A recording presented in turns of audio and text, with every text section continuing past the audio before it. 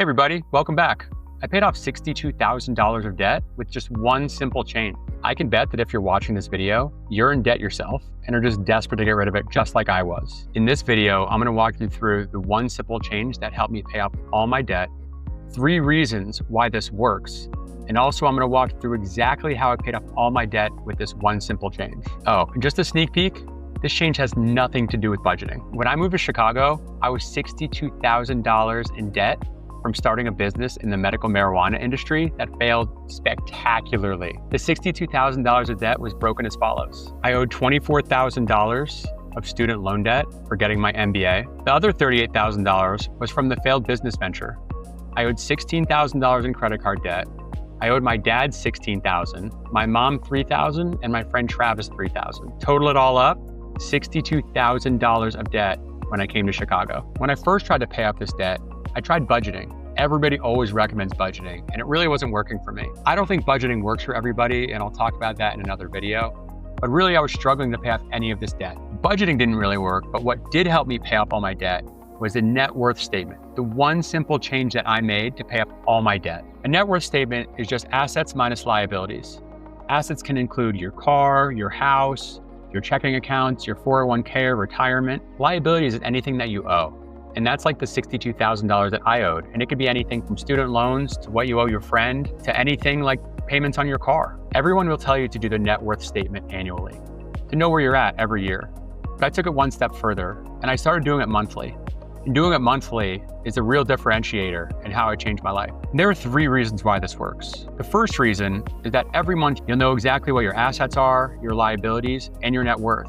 And by just knowing that is half the battle. Knowing where you're at on a monthly basis is so massive, I can't even describe to you. Knowing where your finances are on a month-to-month basis is key and critical for understanding your trends.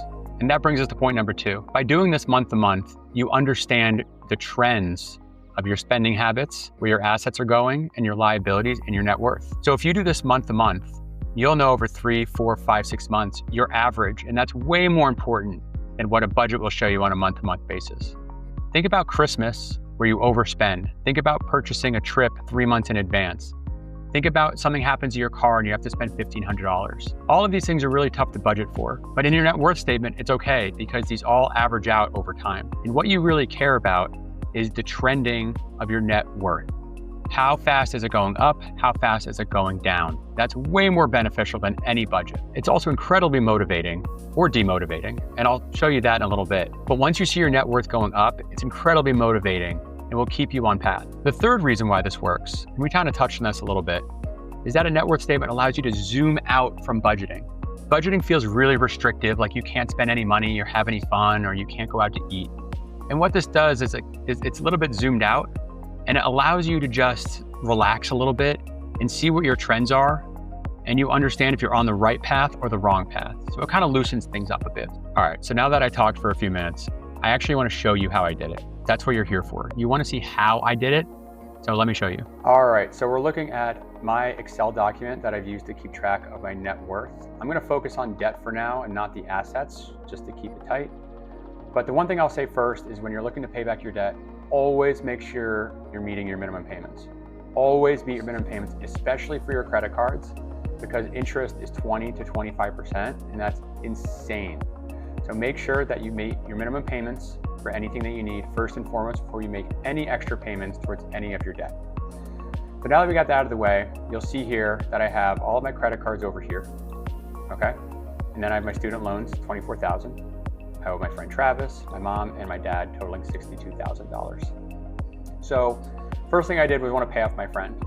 So I paid him off in looks like 6 months, and then he's down to 0. The next thing I did was funnel any extra money I had into paying off my mom. Boom, down to 0. Big wins here. Then what I did was I quickly realized, okay, this is a lot of money. How much was this? This was $16,000, $17,000 worth of credit card debt. With the interest payments being so high, it would have taken a very long time. I don't necessarily recommend this, but I did it because I've known this person for 20 years and he trusts me. I actually reconsolidated my credit card debt with my friend Travis. And I'll share my screen here on what this looks like.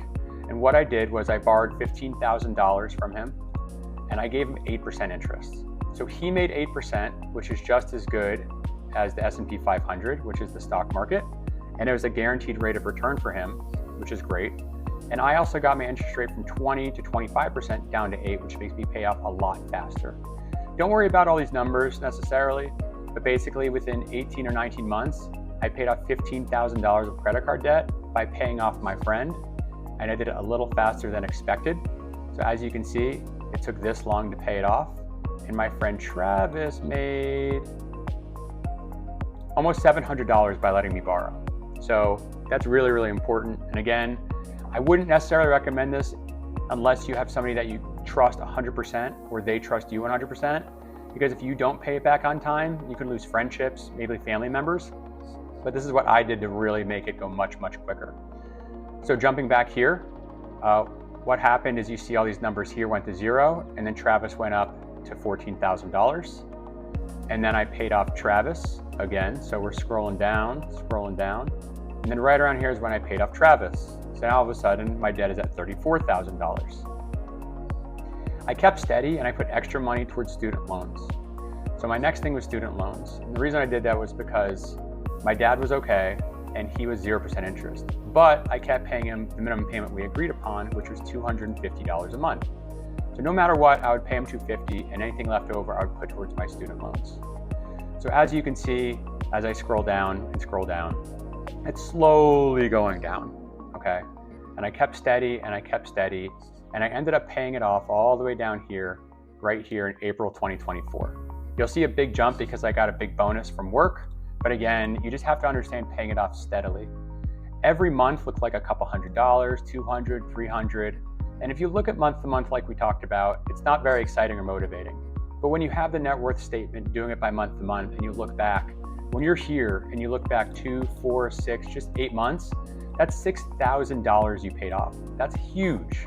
And this is the benefit of doing your net worth statement month to month. So then from here, no student loans. All I had left was my car and my dad. Paid off the car, minimum payments. And then once I got that done, I started hitting my dad with $1,000 payments. And again, because I didn't have payments for my student loans or credit cards, I was able to funnel all of that extra money I didn't have to make for minimum payments towards these to make them go faster. It's called the snowball avalanche. I highly recommend looking it up. It's when you take the smallest amounts and then you take the minimum payments and then you put it towards your larger debts. So my car just got paid off and I just finished paying off my dad, and now I have 0 debt. And that is how I paid off $62,000 of debt. The other thing I wanted to show, which really helps, is I just did a simple calculation month to month of how much my debt went down, and I averaged it out. So over the long haul, you can see it's going down maybe 100 this month, which doesn't feel very motivating, but 900, 500, 400. And over time, I really paid off $900 a month over this time period and paid off $62,000 of debt. All right, now that we walked through exactly how I paid off $62,000 in debt, I encourage you to do your first net worth statement, do it monthly, and start paying off your debt. This is how I paid off mine, and I think it's a great way to pay off yours and to ensure that you're understanding the trends associated so you don't get discouraged. If you really like this video, I know everybody says it, but I really encourage you to subscribe, like, comment. Anything at all would be amazing. If you want to watch my other videos, they should be in the upper corner as well. Thanks.